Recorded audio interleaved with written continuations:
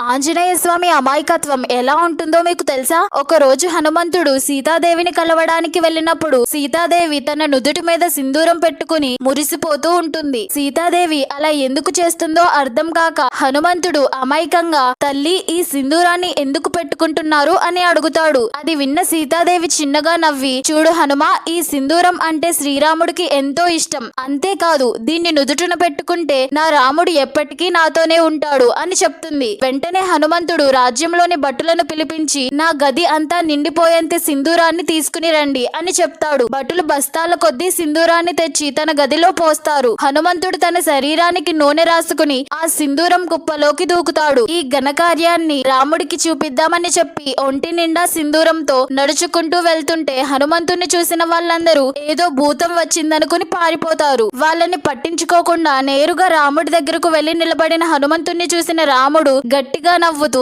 హనుమ భక్తిని అమాయకత్వాన్ని ఎంతో మెచ్చుకుని ఎన్ని జన్మలెత్తినా హనుమంతుడు రాముడితో పాటు ఉండేలా వరమిస్తాడు. జై శ్రీరామ్ అని కామెంట్ చేయండి.